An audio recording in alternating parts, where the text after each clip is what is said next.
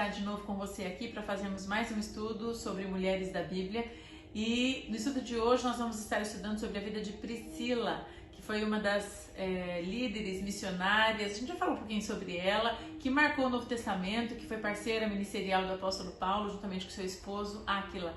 Eu espero que a vida dela seja uma vida que inspire a sua vida a mudar, talvez, ou a ajustar, ou até a melhorar algumas áreas, porque ela realmente tem uma vida inspiradora e inspirativa para todas nós. Vamos então, antes de mais nada, orar e pedir ao Espírito Santo de Deus que nos conduza à presença dele, que nos guie nesse estudo, que nos mostre aquilo que é importante, aquilo que é relevante para a nossa história, para o meu caso, para o seu caso, que nós possamos extrair as lições que ele mesmo tem para cada uma de nós, em nome de Jesus. Por isso, eu te convido a fechar os seus olhos aí onde você está e curvar a sua cabeça e se concentrar na presença do Senhor e clamar a Ele essa direção em nome de Jesus. Pai querido, no nome de Jesus, nós queremos te agradecer pela oportunidade que temos de estar aqui mais uma vez na tua presença, Senhor Deus. Eu, juntamente com essa mulher que está dedicando tempo para estar meditando na tua palavra, Senhor. Nós temos buscado a cada semana o crescimento, Senhor Deus, o entendimento daquilo que o Senhor tem, usando mulheres da Bíblia, pessoas que deixaram histórias inspirativas, Senhor Deus. E nós queremos nos amoldar à tua vontade, queremos nos amoldar aos princípios do reino, Senhor. Tua palavra mostra pessoas que foram usadas pelo Senhor, que foram determinantes para o seu tempo e geração. E nós queremos ser relevantes na nossa geração. Nós não queremos ser uma igreja que é inútil, que é fraca, que é morna. Não queremos nos assemelhar com a igreja de Laodiceia, que não consegue, Senhor, produzir ou reproduzir aquilo que aprendeu, mas que esfriou no primeiro amor.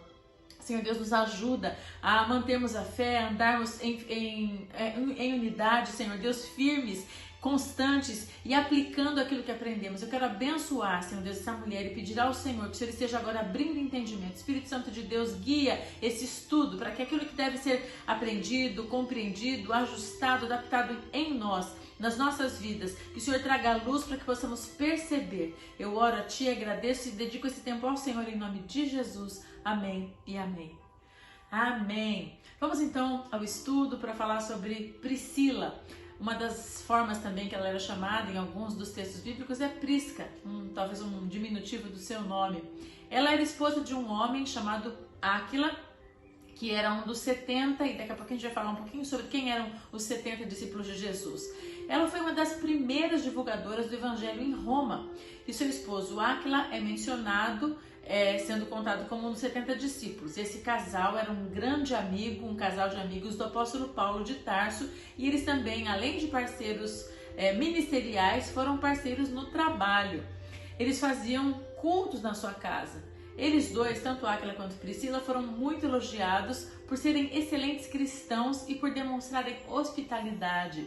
Não só para pessoas em geral, mas também com a comunidade cristã onde eles moravam, porque eles realizavam cultos em casa e eles atendiam pessoas, isso tanto em Roma quanto em Éfeso, para onde eles foram depois. Quando eles foram expulsos de Roma pelo imperador Cláudio, por volta do ano 49 ou 50. Eles foram então para Corinto, na Grécia, e ali eles moraram juntamente com Paulo por cerca de 1 ano e meio. E enquanto isso, para se manter, eles faziam tendas. Eles faziam um trabalho manual de construção de tendas em três, ali como uma mini empresa, como uma microempresa, e isso fazia com que aquela produção deles fosse suficiente para manter o sustento deles três. Eles viajaram com Paulo até a cidade de Éfeso e permaneceram ali com Paulo por algum tempo para pregar a palavra, para fazer um trabalho missionário. E o contato deles se estendeu até a morte do apóstolo Paulo, ou seja, pelo menos uns 15 anos foi o período em que eles conviveram juntos com o apóstolo Paulo.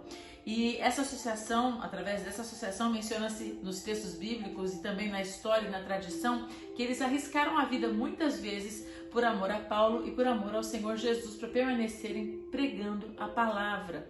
Então vamos a alguns textos bíblicos que mencionam a vida de Áquila e de Priscila.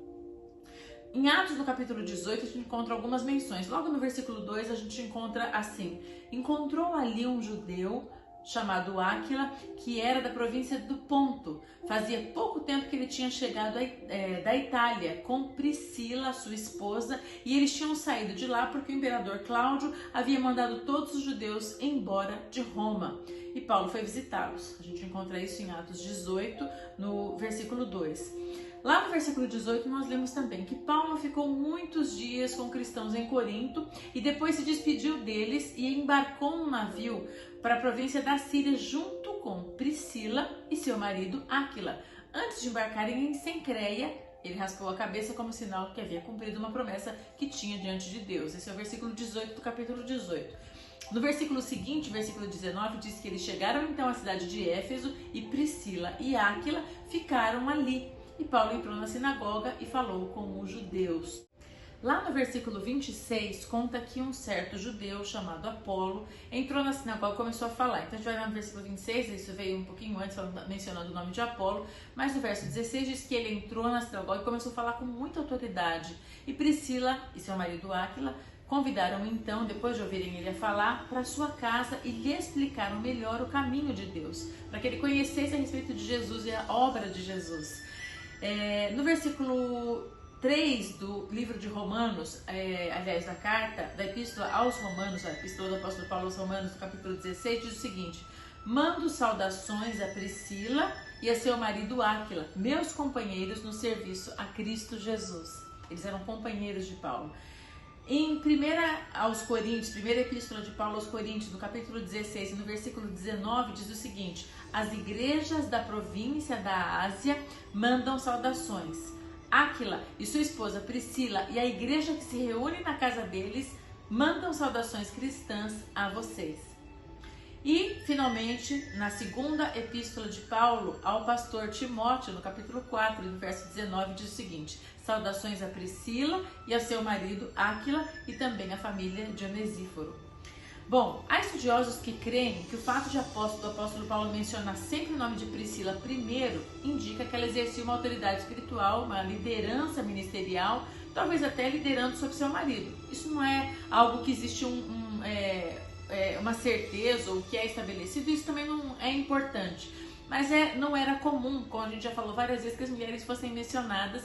Quando eram mencionadas, às vezes eram mencionadas como esposas de certo homem. E elas, normalmente, com exceção de um dos versículos que eu li, ela é mencionada sempre à frente. Saúde a Priscila e também o seu esposo Áquila. E veio Priscila juntamente com seu esposo Áquila. Então ela sempre sendo colocada na frente. A igreja se reunia na casa de Priscila e de seu esposo Áquila.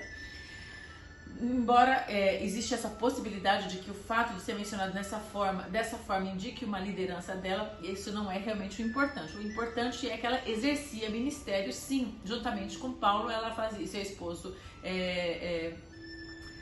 Áquila, eles exerciam o ministério de pregar o evangelho, de discipular pessoas. Áquila e Priscila tinham uma igreja na sua casa, como os próprios textos bíblicos confirmam, e eles eram pregadores da palavra, como a gente viu que eles fizeram com Apolo, que depois se tornou um grande pregador. A gente vai falar sobre isso ali na frente. Possivelmente ela e seu esposo eram pastores, porque eles eram os líderes da igreja que se reunia na sua casa. A tradição cristã, eu falei lá atrás, que o esposo dela, Áquila, era um dos 70 discípulos de Jesus, e a tradição cristã diz que aqueles 70 discípulos de Jesus se tornaram apóstolos. Eles eram conhecidos como 70 apóstolos. Talvez Priscila também fosse uma apóstola. Não é o mais importante dessa lição de agora, mas depois eu vou falar por que eu estou dizendo isso. Mas de qualquer forma, certamente Priscila exercia uma forte liderança ministerial. Vamos ver algumas das qualidades de Priscila. Antes de falar por que eu falei que ela talvez fosse uma apóstola.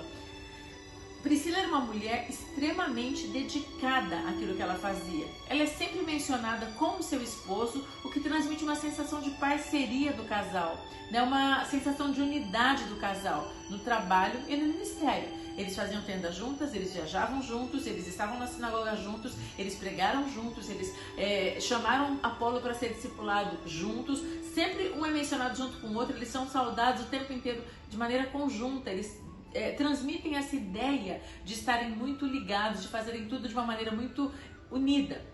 Outra característica dela é que ela se dedicava ao trabalho manual, mas também à pregação da palavra. Ou seja, ela não era alguém que estava exercendo o ministério e fazendo disso seu ofício e recebendo algum salário por esse motivo, por esse trabalho, embora isso fosse digno, como alguns apóstolos faziam, e Paulo menciona isso em uma das suas cartas.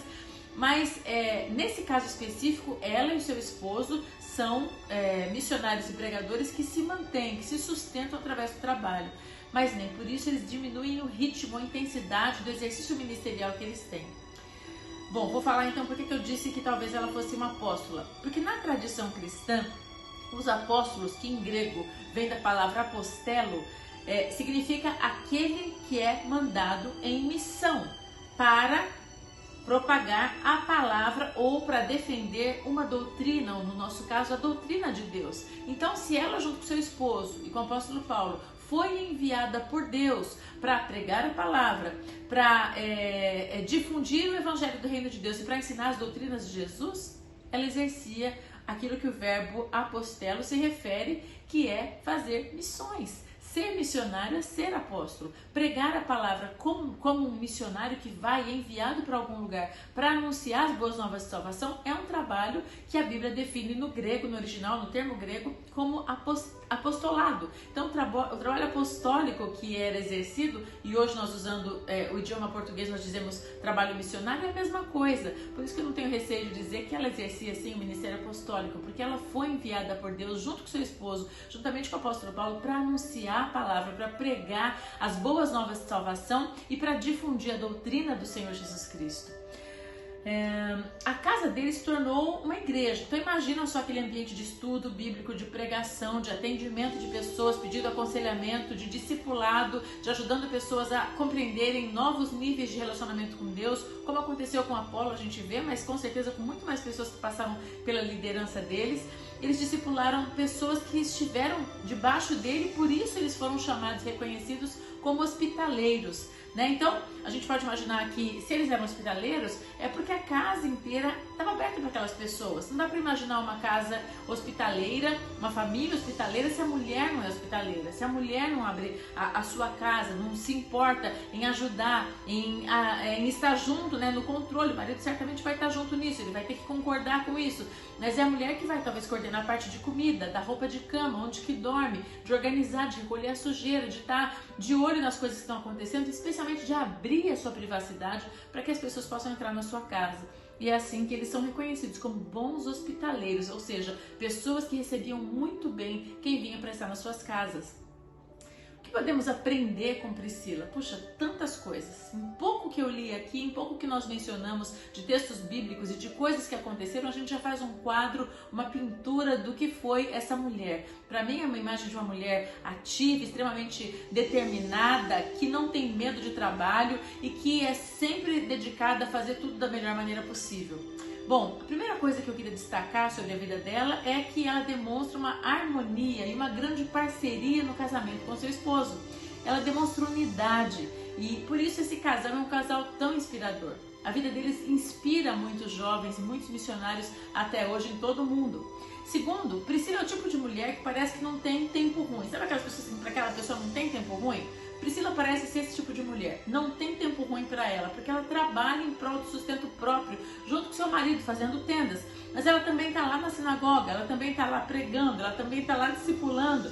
Ela está abrindo a sua casa para fazer uma igreja. Ela está fazendo, acolhendo pessoas para fazer de uma maneira bem hospitaleira um centro de treinamento, ou talvez um centro de discipulado, ou porque pessoas estavam passando por ali, indo de uma igreja para outra, fugindo talvez das perseguições, não sei. Mas ela foi reconhecida como alguém que era hospitaleira. A vida dela e de seu esposo demonstra que não gira em torno do sustento em si, mas em torno das coisas de Deus, do ministério. E eu queria te perguntar, você estaria disposta a ter uma vida assim, de renúncia? Sim, de renúncia. Renúncia de tempo, renúncia da privacidade da casa, privacidade da família. Renúncia de fazer coisas que você gostaria de fazer que são lícitas. Tempo para se divertir, ou até para ganhar mais dinheiro, ou até para descansar. São coisas que são lícitas de se fazer, mas ela tinha consciência de que o tempo urge. que o tempo de descanso nessa terra não deve ser tão grande que extrapole as coisas de Deus. Ou seja, a gente pode descansar, pode passear, pode ter tempo de lazer, pode trabalhar, devemos nos preocupar em oferecer uma qualidade de vida para a nossa família, para os nossos filhos, ajudar o nosso esposo quando isso é possível, mas essa não pode ser a prioridade, porque o nosso tempo na terra é muito rápido. Não é só porque Jesus está voltando, eu creio que Ele está voltando sim, mas se Ele não voltar na nossa geração, o meu tempo de passagem na Terra é um tempo muito curto e eu devo ter consciência de que o tempo que eu tenho para ganhar outras pessoas e para fazer algo relevante na minha geração, para marcar a minha geração, algo de relevante para o reino de Deus, é pequeno. Então eu devo dedicar o meu tempo, devo arregaçar as minhas mangas e me jogar ao trabalho do Senhor com esse tipo de dedicação, esse tipo de empenho. Você pode dizer assim, mas meu esposo não é cristão. Ok, então ele é o seu primeiro alvo. Talvez seus filhos não sejam ainda salvos, então eles são seu alvo de trabalho, seu primeiro ministério. Você deve se dedicar a eles, mas isso não impede que você seja alguém que pregue a palavra onde você está. Se seu esposo está trabalhando, se seus filhos estão na escola, você tem tempo talvez de ou no seu trabalho, ou com as suas vizinhas, ou com a sua família, por telefone, por mensagem, conversando ali na hora que está tomando um lanche junto, na hora do almoço. Na hora que você está batendo um papo, esperando um filho na porta da escola, são oportunidades de ouro que nós temos de testemunhar a palavra de Deus. Quando alguém nos telefona falando assim, meu casamento está em crise, eu preciso de ajuda, você deve ser a pessoa que oferece oração. Não é aquela pessoa que fala assim, eu vou ligar para alguém para orar por você. É lógico que você pode ligar para o seu pastor, pode ligar para o seu líder, pode ligar para pedir reforço, pedir ajuda, pedir conselho, pedir material, mas você tem que se colocar diante do Senhor como a pessoa que é instrumento de Deus para alcançar aqueles que estão ao seu redor. Eu não vou conseguir alcançar as pessoas que estão ao seu redor. É impossível que alguém seja alcançado, ou muito difícil que alguém seja alcançado por alguém que não conhece, que não sabe o testemunho, que não sabe a história. É muito fácil ver alguém pregando, muito fácil para alguém que você conhece e que não me conhece, me vê pregando e falar, a vida dela é cor-de-rosa, tudo é fácil, né? Ela é cristã, ela é pastora, é casada com um pastor. As coisas aparentemente são de um jeito, uma pintura de um quadro ideal. Mas quem convive comigo sabe das minhas lutas, sabe das minhas dificuldades, sabe dos meus problemas, sabe das minhas lágrimas e sabe do meu testemunho. E por isso que continua andando comigo, porque acredita naquilo que eu prego, porque vê que eu vivo aquilo que eu prego. E as pessoas que olham pra você vão olhar pro seu testemunho, vão olhar pra forma como você prega e vive aquilo que você prega. Porque ela sabe os seus choros, sabe as suas lágrimas, sabe as suas lutas e sabe da sua vitória. Sabe o quanto você permanece fiel diante do Senhor, o quanto você continua caminhando em fé apesar das lutas, o quanto, você continua acreditando, mesmo contra as esperanças, mesmo no meio de incertezas, mesmo no meio de instabilidades ou de circunstâncias adversas na sua vida. É isso que prega, é isso que fala mais alto do que palavras, do que abrir a Bíblia e orar. A palavra de Deus tem muito poder, é extremamente poderosa. Alguém que escuta a palavra de Deus é transformado, mas algo que prega de maneira muito eficaz e eficiente é o seu testemunho. E isso não precisa abrir a Bíblia para ler. Você, na verdade, é a Bíblia que as pessoas ao seu redor leem. Você é aquilo que eles olham para enxergar como Deus age, como Ele é fiel, como Ele é bom, como Ele é misericordioso. Ou seja, você precisa se colocar nessa posição diante de Deus para que Ele use a sua vida para alcançar outros.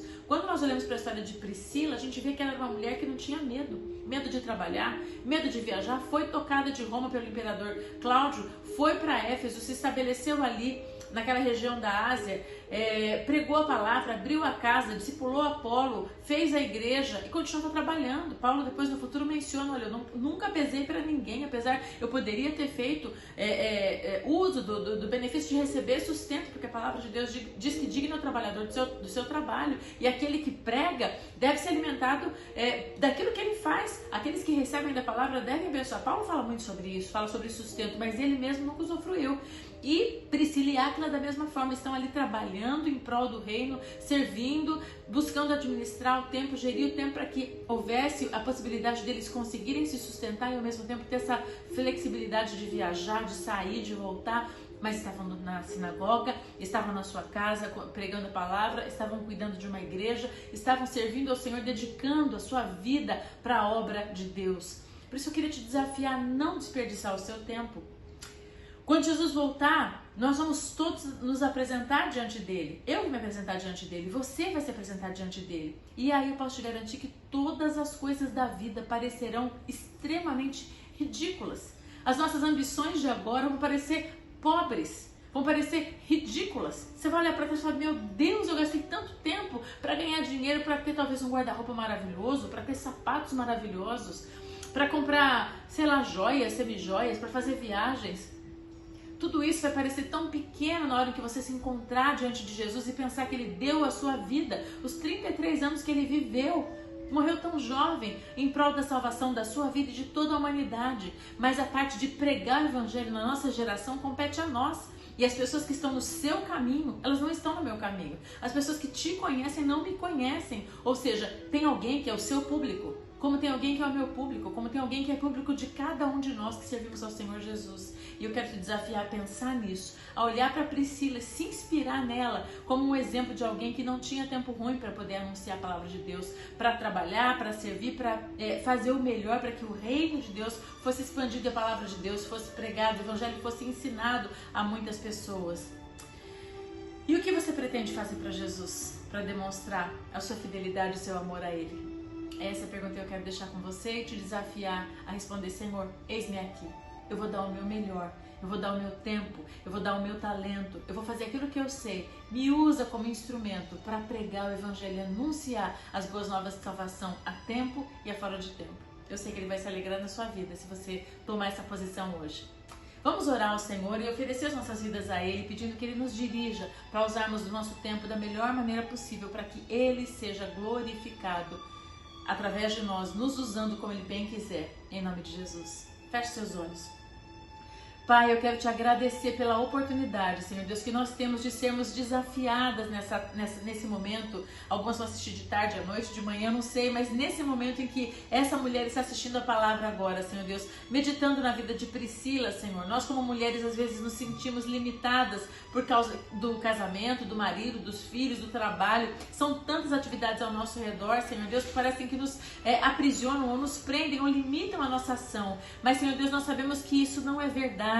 O tempo, Senhor Deus, que está ao nosso redor deve ser gerido de maneira inteligente, Senhor. Nós temos e queremos que o Senhor nos ajude a enxergar aquilo que de fato é prioridade para o Senhor. Abre os nossos olhos, abre o nosso entendimento para que possamos, Senhor, colocar a nossa atenção, o nosso foco naquilo que é mais importante. Nós queremos priorizar, Senhor Deus, servir ao Senhor, pregar a Tua palavra, anunciar, testemunhar a tempo e a fora de tempo. Por isso nos usa como instrumento, Senhor Deus. Que nós possamos olhar para a história de Priscila e nos inspirarmos a sermos mulheres que se dedicam, que são unidas ao seu esposo, no seu casamento, Senhor Deus, e mesmo aquelas que ainda não têm um esposo que é cristão, que elas possam, Senhor Deus, ser levantadas pelo Senhor como missionárias na sua casa, como pregadoras, Senhor Deus, na sua casa, não com alguém que acusa ou que fala, mas como alguém que dá um testemunho, mesmo em silêncio, que convence, que conquista, que traz para a Tua presença, Senhor Deus, os seus filhos, os seus maridos, os vizinhos, os amigos, os colegas, Pai, que nós todas sejamos luz do Senhor aonde nós estamos.